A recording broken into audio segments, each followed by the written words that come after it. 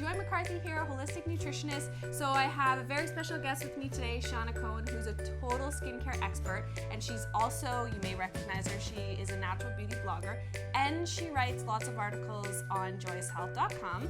So I'm happy she's here today. How are you doing? I'm awesome, thank you. Thanks for having me. So she's going to show us how to make one of her favorite cleansers with simple, whole ingredients.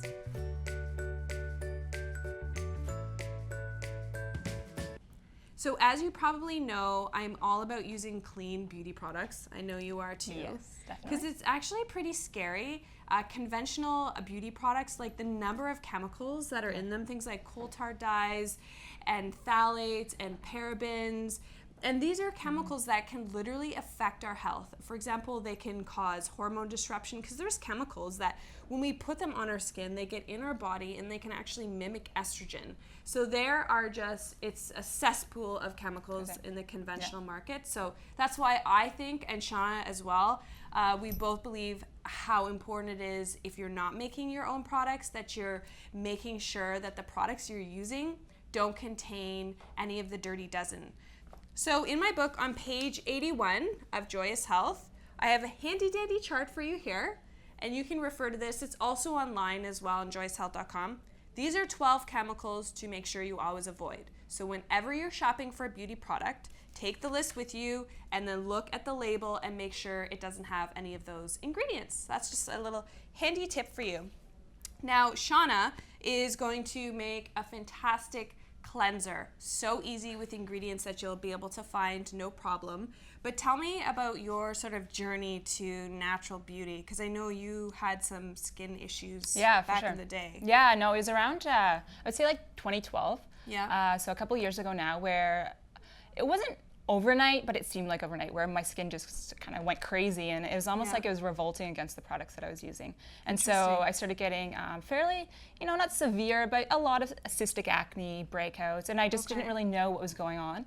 And so that's when I really did start looking into the ingredients in my products and to check out what kind of synthetics and a lot of mineral oils and just really heavy duty chemicals that just weren't adding anything and actually they were like clogging my pores totally. And it's a cycle, right? Because you start thinking, I want to start using products that are going to help this acne, but you're just using more chemicals, or you're stripping the oils away. Yeah. You're not. It's just this cycle that's not actually healing your skin. And I know with a lot of people who suffer from acne or have drying skin, they just think they need to keep washing. Exactly. And washing. Yeah, exactly. And that's actually the opposite of what you need to do.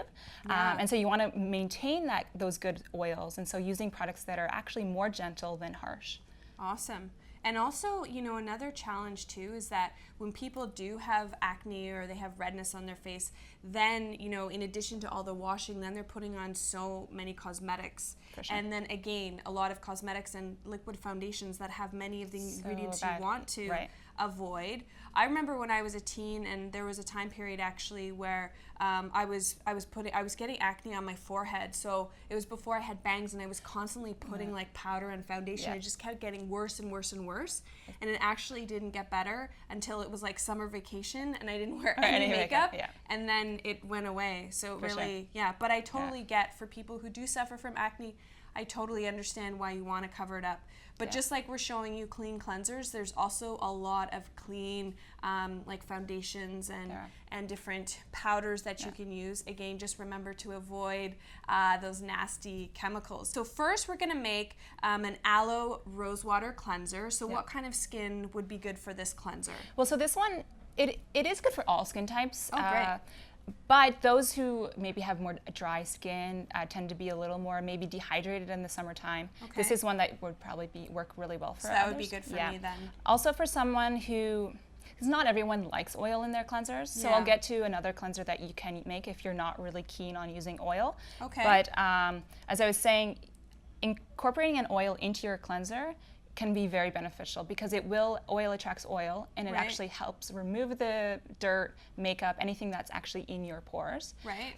And while it's not stripping away your really healthy natural oils. So why don't you take us through the benefits of the aloe rosewater cleanser? Sure. Yeah, so one of the main ingredients is sunflower oil. And the sunflower oil, this is a fairly neutral oil. Sweet almond oil is an alternative that you can use.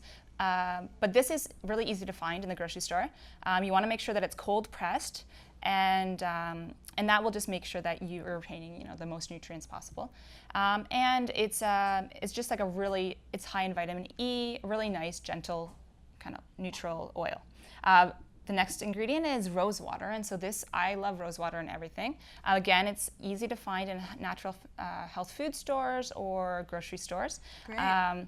And rose is just it's calming, very anti-inflammatory for the skin. And it smells nice too. It does smell nice. It adds like a nice fragrance without actually adding any fragrance. Exactly, yeah. So and in the summertime, it's just very cooling and really nice. The next ingredient is vegetable glycerin, and so this is a natural humectant, which means that it attracts water to itself. Okay. And so that it will be very good for dehydrated skin, dry, anything. You want to incorporate the moisturizing effect in the cleanser. Right. So again, this cleanser it's actually it's going to help moisturize your skin while it's actually cleaning, as opposed to the opposite. And then always make sure non-GMO, right? Exactly. With the vegetable glycerin. Yeah, you definitely want. And that'll be written right on the label somewhere, either on the front or the back. And it's not hard to find non-GMO vegetable glycerin. Yeah. And then finally, it's aloe vera juice. So this is make sure that it's not aloe vera gel.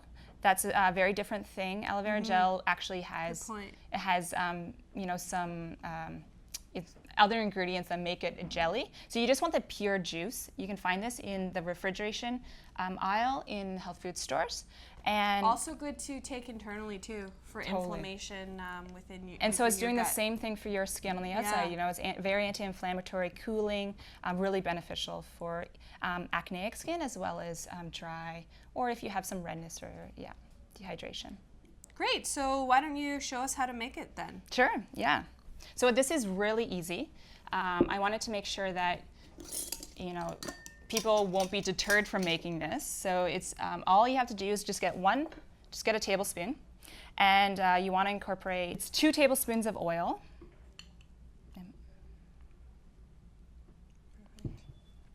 1 tablespoon of rose water, 1 tablespoon of vegetable glycerin,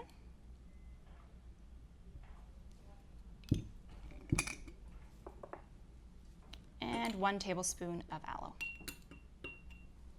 And then all you have to do, I make it in a mason jar because you want to make sure. The handiest thing. Yeah, exactly. I love mason jars. This is how I do my salad dressings too. It's the same. Making me think of eating Just salad. make sure you don't eat it. Put it on your salad. Yeah, exactly. Might not be tasty. Yeah, exactly. And so by shaking it, you're just really emulsifying all the ingredients together.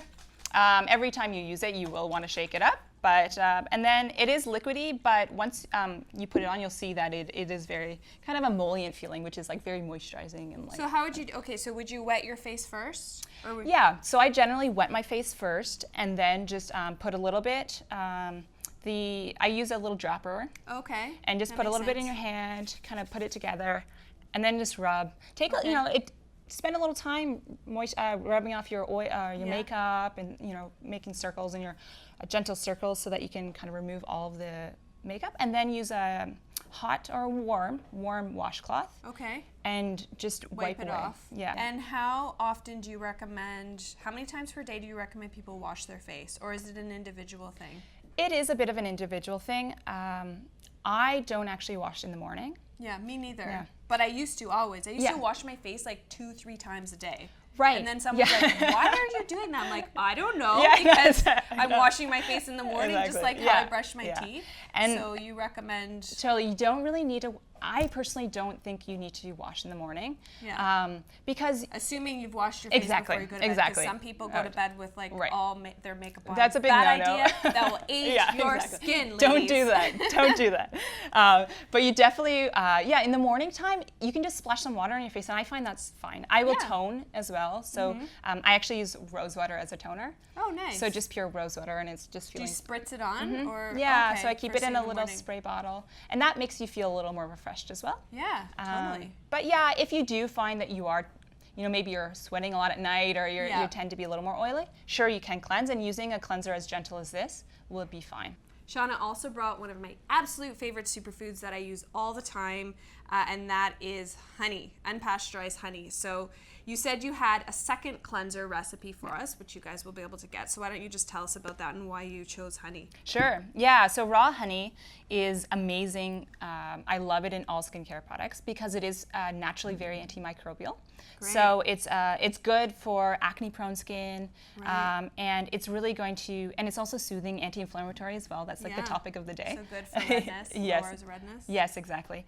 And so if someone is not really keen on using this sunflower oil cleanser, Okay. raw honey is an excellent alternative. So Oh, good. the ingredients, so the recipe really is just equal parts raw honey and equal parts vegetable glycerin, and then 1 part aloe vera juice. Okay. And you would just mix that together in a bowl? Yeah, exactly. So the raw honey, if some people aren't familiar, it's very solid. Yeah. And so it does make it a little bit difficult to mix. So you just have to use a little whisk in a bowl and just really emulsify it. Right. And then once you have it in your jar, you can just always shake it up before you use it.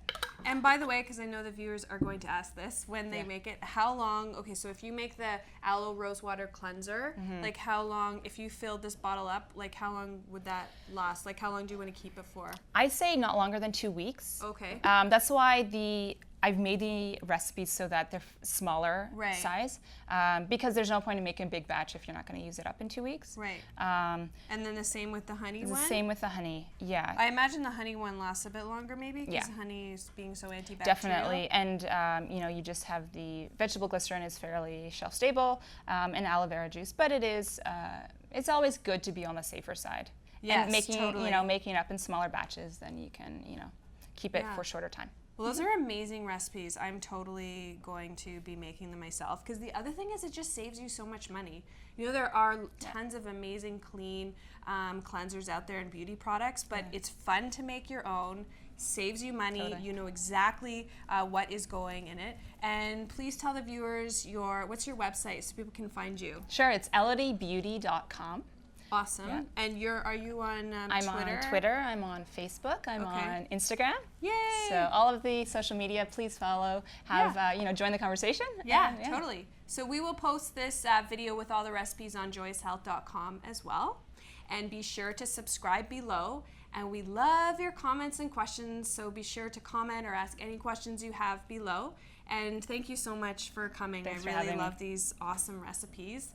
And we hope you have a joyous day. Bye, everyone. Bye.